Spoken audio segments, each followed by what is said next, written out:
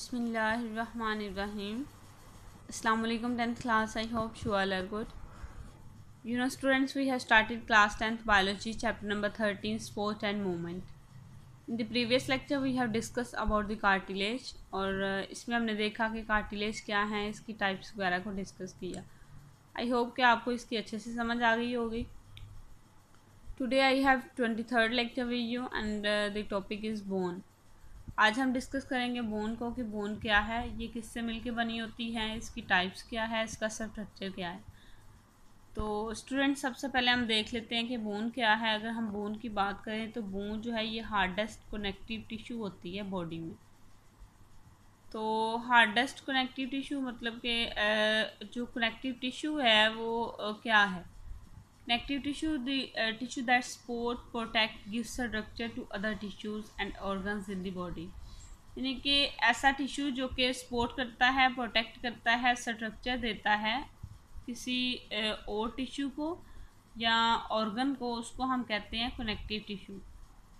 इसके अलावा अगर हम बात करें तो ये cell fibre gel like substance से मिलके बना होता है. कनेक्टिव टिश्यू जो है इसकी बात करें तो ये cell fibres gel like substance से मिलके बना होता है.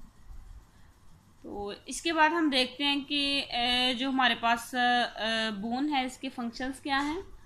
तो जो बोन है ये मूवमेंट में हेल्प करती है, यानी कि जो हमारे पास बोन जो है वो मूवमेंट में हेल्प करती है. और अगर बोन्स ना होती तो बॉडी जो है वो मूव ना कर पाती, क्योंकि मसल्स जो हैं वो अकेले मूव नहीं कर सकते. तो ये बोन्स ही हैं जिसकी वजह से ये मूवमेंट करती हैं. इसके अलावा हमारी बॉडी को जितनी सपोर्ट है ये किसकी वजह से है, ये सपोर्ट जो है ये भी बोन्स की वजह से है. यानी कि मसल अकेले तो कुछ नहीं कर सकते, ना ही हम स्ट्रेट खड़े हो सकते हैं, ना हम बैठ सकते हैं, ना कोई वर्क कर सकते हैं अगर बोन्स ना हो.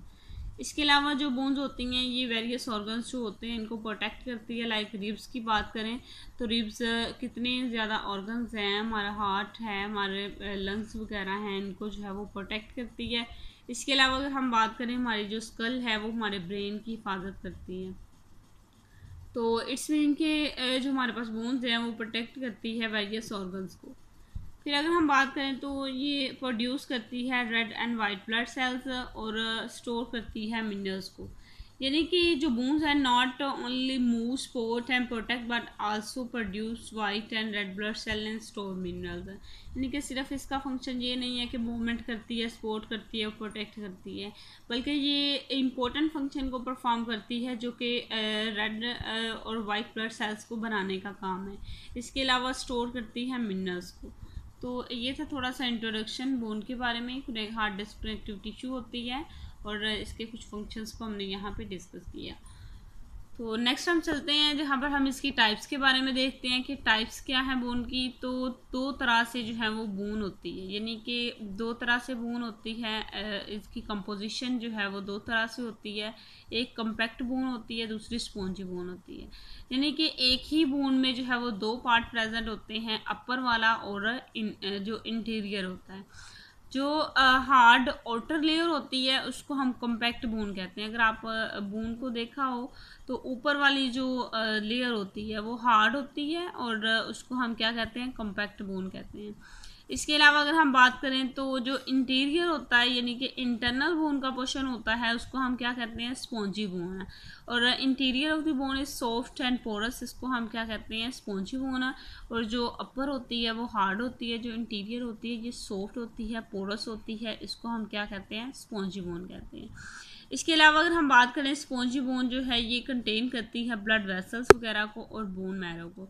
मैं आपको डायग्राम भी दिखाती हूँ यहाँ पर जो है वो आपको क्लियर हो जाएगा. तो स्टूडेंट्स आप यहाँ पर देख रहे हैं कि ये मेरे पास एक डायग्राम है जो कि एक बोन की है. इसमें मैं आपको बता रही हूँ ये कम्पैक्ट बोन के बारे में और स्पॉन्जी बोन के बारे में. ये बोन है, आपने बोन देखी होगी, जो आउटर कवरिंग होती है इसकी, ये आउटर कवरिंग है, इसको हम क्या कहते हैं, कम्पैक्ट बोन. क्या कहते हैं, कम्पैक्ट बोन. आपको मैंने बताया कि जो कम्पैक्ट बोन होती है वो हार्ड होती है और ये आउटर लेयर होती है. इसके अलावा अगर हम बात करें जो इंटीरियर होता है इसका, ये सॉफ्ट और पोरस होता है. और ये सॉफ्ट और पोरस जो है इसको स्पॉन्जी बोन कहते हैं. और ये जो स्पॉन्जी बोन है इसमें ब्लड वेसल्स और बोन मैरो वगैरह होता है. आप देख सकते हैं यहाँ पर कि ये बोन मैरो है, आपने देखी होगी बोन, और उसमें जो है वो बोन मैरो वाइट कलर का जो है वो प्रेजेंट होता है। आपने ये भी देखा होगा येलोश वाइट कलर का। इसके अलावा इसमें जो है वो ब्लड वेसल्स वगैरह भी प्रेजेंट होती हैं। अगर हम इसका कंपेयर करें कार्टिलेज के साथ, हमने प्रीवियस में कार्टिलेज को डिस्कस किया था। जो कार्टिलेज है इसमें ब्लड वेसल्स वगैरह जो है वो एंटर नहीं होती, लेकिन जो बोन होती है इसमें ब्लड वेसल्स होती हैं और ये खुद भी जो है वो वाइट रेड ब्लड सेल को प्रोड्यूस करती है। इसके अलावा इसके और भी बहुत से फंक्शंस हैं, लाइक मैंने बताया मूवमेंट में, स्पोर्ट में, और स्टोर मिनरल्स को ये है जो करती है। तो स्टूडेंट्स अगर हम बात करते हैं तो कार्टिलेज की तरह, कार्टिलेज पे हमने बात की थी कि इसमें जो है वो कोलेजन प्रेजेंट होती है। कोलेजन प्रोटीन की टाइप ही है, प्रोटीन ही है। तो like cartilage matrix of bones also contain collagen, collagen जो है इसमें प्रेजेंट होती है, लेकिन it also contains the minerals. अब अगर हम बात करें इसकी तो ये मिनरल्स पे भी कंसिस्ट करता है। मिनरल्स इसमें कैल्शियम फॉस्फेट वगैरह होते हैं, और कार्टिलेज जो है इसमें मिनरल्स वगैरह जो है वो नहीं प्रेजेंट होते। और हमें पता है कि कार्टिलेज जो है ये सिंगल टाइप ऑफ सेल से मिलके बने होते हैं, हमने ये भी बात की थी। और अगर हम बोन की बात करें तो बोन्स जो हैं ये डिफरेंट टाइप्स ऑफ सेल से मिलके बने होते हैं। कार्टिलेज की हमने बात की थी कि ये सिंगल टाइप से मिलके बने होते हैं, और बोन जो है ये डिफरेंट टाइप से मिलके बने होते हैं। तो इसके अलावा हमने बात की थी कि जो कार्टिलेज है इसके जो सेल्स होते हैं इसको हम कहते हैं कॉन्ड्रोसाइट, यानी कि हमने बात की कि जो सेल्स होते हैं कार्टिलेज के इसको हम क्या कहते हैं, कॉन्ड्रोसाइट। और अगर हम बात करें इसकी बोन की, तो जो बोन है इसकी मैच्योर बोन जो होती हैं इसके सेल्स को हम कहते हैं ओस्टियोसाइट। क्या कहते हैं, ओस्टियोसाइट। यानी कि जो मैच्योर बोन है इसके सेल्स को हम क्या कहते हैं, ओस्टियोसाइट। क्या कहते हैं, ओस्टियोसाइट। क्लियर। और यहाँ पर मैं आपको बता दूं कि कार्टिलेज जो है ये भी सी से स्टार्ट हो रहा है, और कॉन्ड्रोसाइट जो है ये भी सी से स्टार्ट हो रहा है। आपने कंफ्यूज नहीं होना कि बाज़ औक़ात बच्चे मिक्स कर जाते हैं कि कार्टिलेज के सेल को क्या कहते थे और बोन के सेल को क्या कहते थे।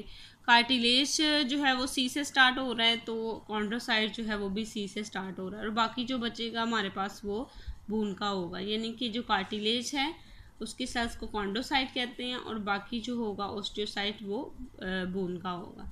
क्लियर है। तो ये था आज का हमारा एक टॉपिक जिसमें हमने बोन को डिस्कस किया, और बोन जो है वो आपका लॉन्ग क्वेश्चन भी है, मोस्टली आपके पेपर में आ जाता है। इसको आपने अच्छे से करना है, इसके फंक्शंस वगैरह को देखना है। और ओस्टियोसाइट की बात की, ये एक शॉर्ट क्वेश्चंस भी है, और इसकी types compact bone, spongy bone, ये जो है वह आपने अच्छे से कर लेनी। इसके कंपोनेंट भी हम इसको कह सकते हैं, और इसकी कंपोजिशन है ये स्पॉन्जी बोन और कॉम्पैक्ट बोन।